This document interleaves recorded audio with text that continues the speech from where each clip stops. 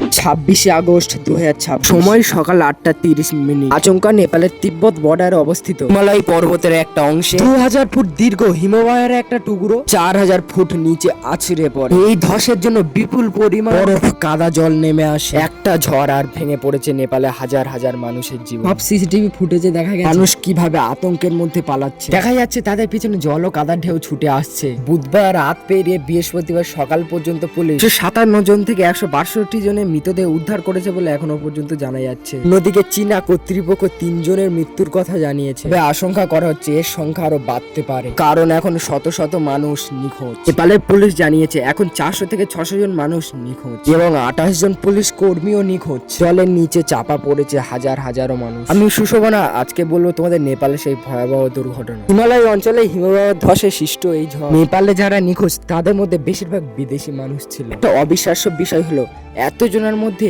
এই লোকটি শুধুই বেঁচে ছিল, তিনি সুস্থ আছেন।